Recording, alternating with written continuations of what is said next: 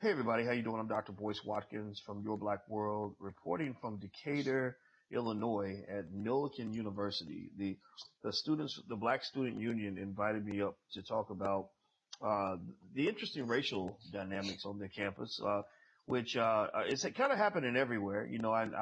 That's why I'm wearing this T-shirt. I don't know about Yvette. I don't know if I told you this, Yvette, but like what I love about speaking on campuses is the free stuff, the free T-shirts and all that. Yeah, so I get to sport it. We But know you cheat.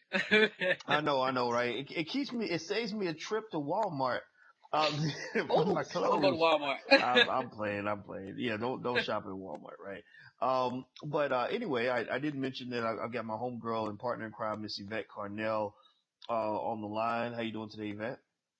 Doing good. Good. Now, you and I were talking. We hadn't actually had a chance to do a lot of Skyping and whatnot lately, but we thought this would be a great opportunity for us to catch up.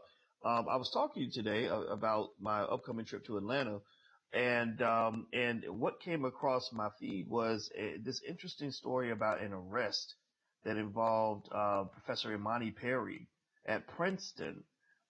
Did you hear anything about that, Yvette? I did. We're Facebook friends, and I saw something about an arrest, that there was an arrest warrant, and she was taken into custody and released that same day. So I did see something about it. Yeah. So I'm looking here, and I don't know, I don't know Imani that well.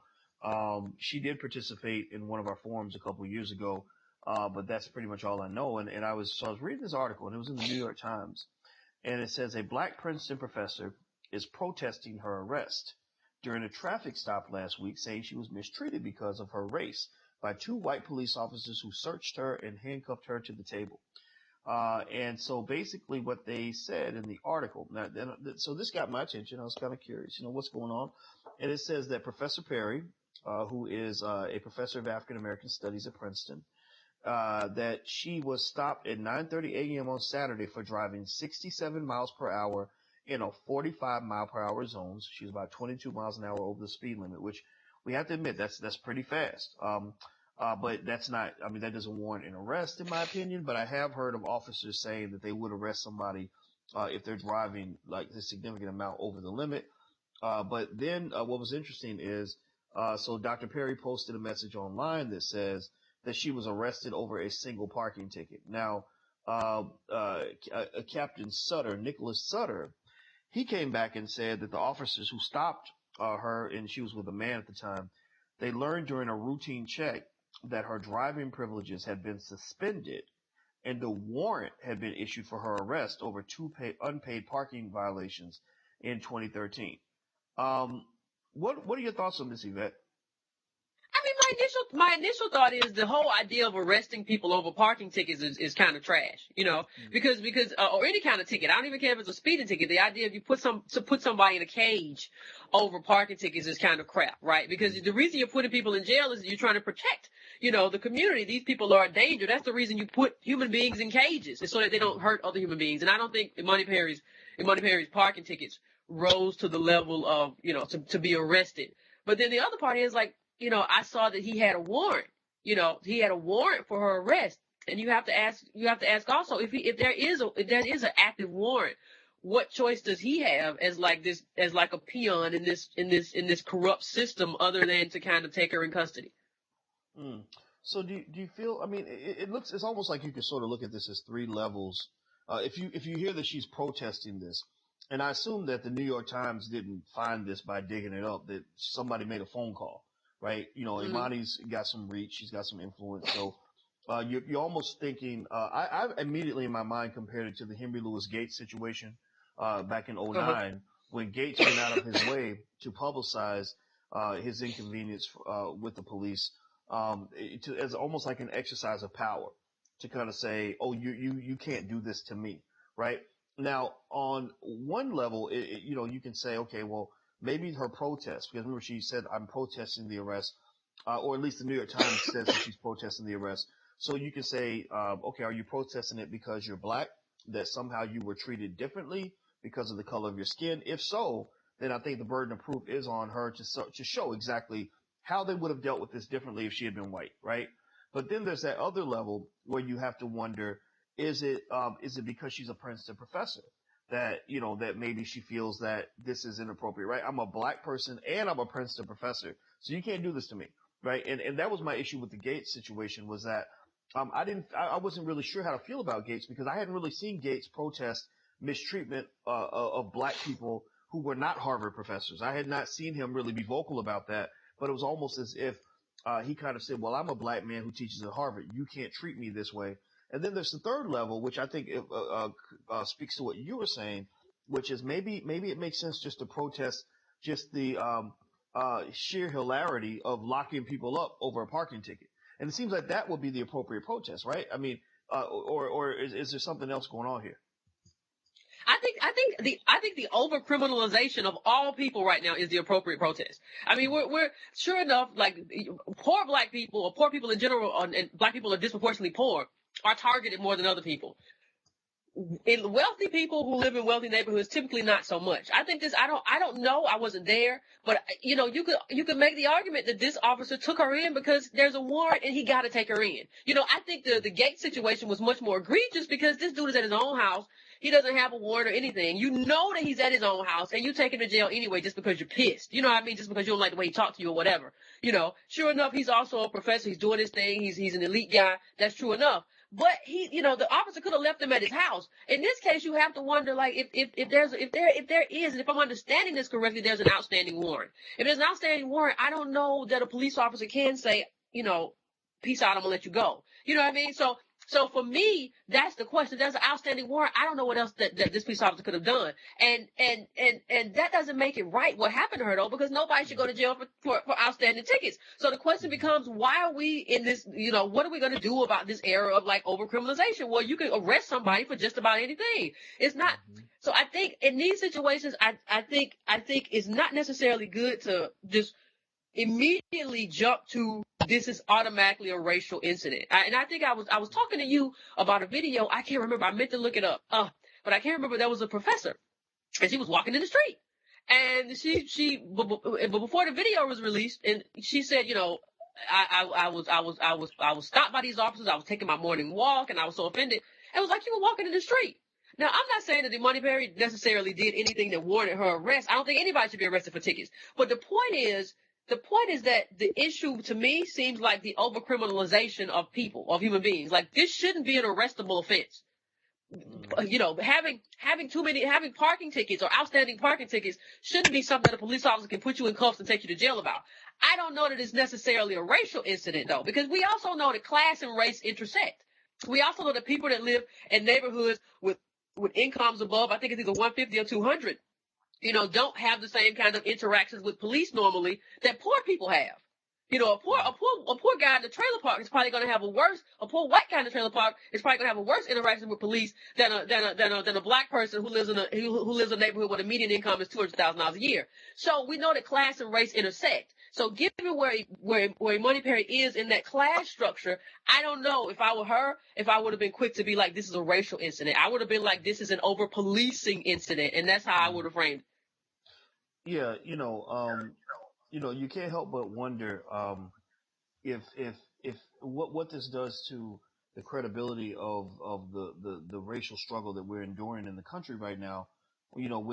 When everything that happens to a black person is immediately tied to race. If I say instantly, again, I'm Dr. Boyce Watkins. I'm driving 67 and a 45, which a lot of people actually would define as reckless driving, right? So I'm going 67 and a 45. And my dad used to be a cop, and he said that when you're driving that fast or slightly faster than that, maybe 25 over, he said, I'll lock you up. I don't care what color, white, black, or whatever. And so I'm driving 67 and a 45. I've got a warrant for my arrest, and then I'm taken away in handcuffs. It seems that, it's hard for me to say, well, they did this to me because I'm a black man. But I can say, as you mentioned, that this is just wrong. I mean, why are you locking people up over parking tickets? Because most of these people are not dangerous to society. Why not make them pay the fine? Why not, garnish, the check or do something like make them pay the money back?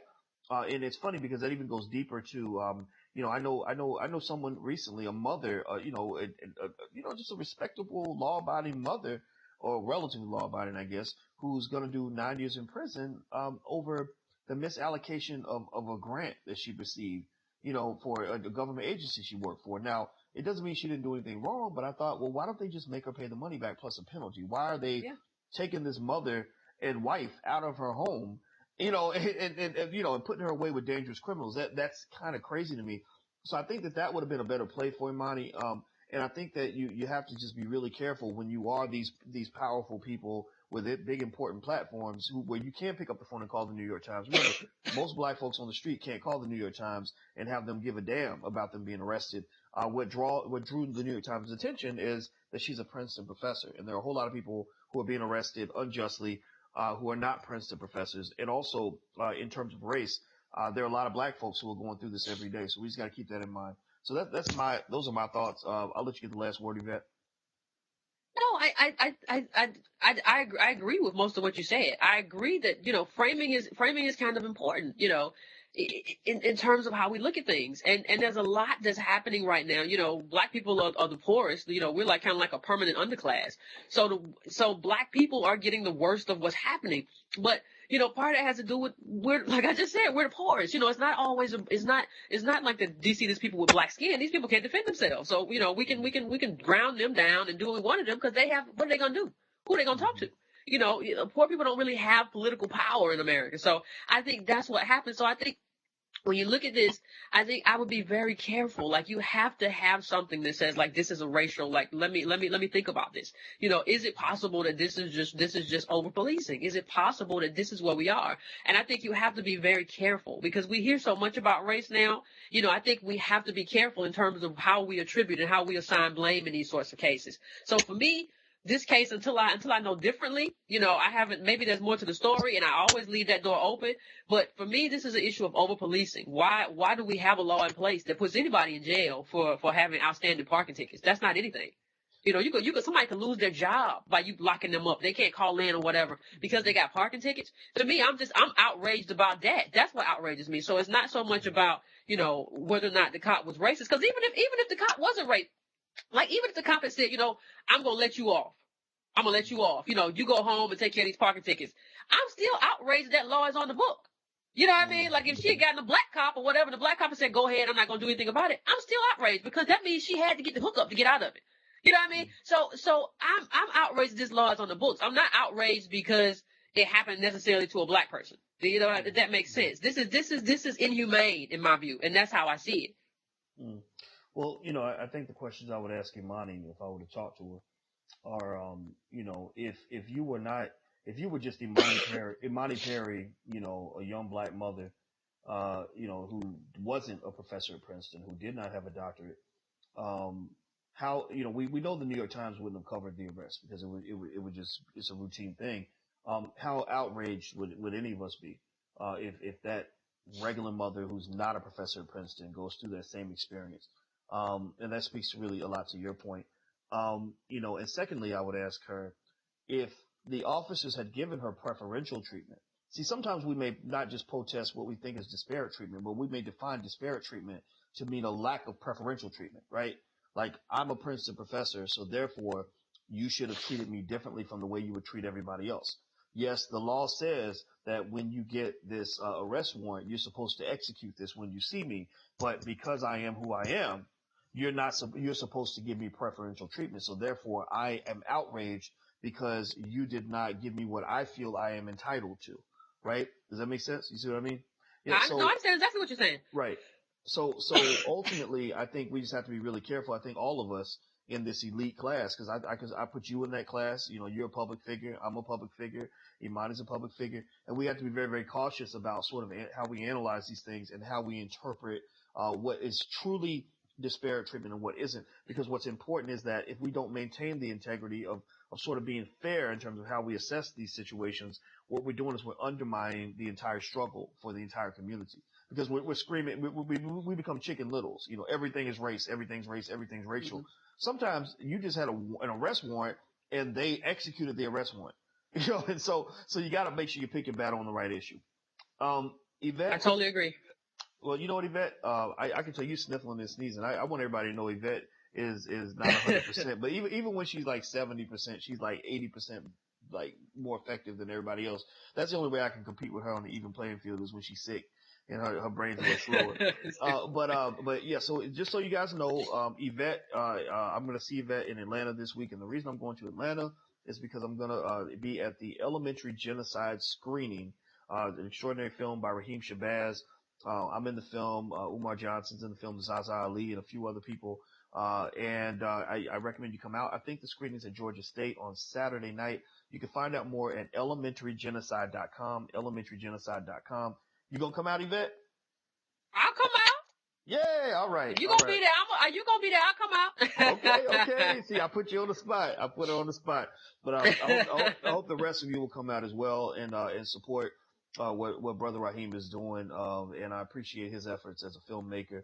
And also, I want to give Raheem my condolences. I heard he had a death in the family this week, so a close relative of his. So I just have to say that as well. But thank you very much, Yvette. I appreciate your time. Thank you. All right. And thank you, everybody, for watching. I'm Dr. Boyce Watkins from Your Black World. This is my homegirl partner in crime, Miss Yvette Carnell from BreakingBrown.com. This just a blog unlike any other, better than anything you'll ever see on MSNBC, Democracy Now!, any of those places. She takes it to a whole different level. So you got to go there and support. Make a donation as well so that these powerful platforms can be supported in our community. Well, take care, everybody. And until we meet again, please stay strong, be blessed, and be educated. We are gone. Peace.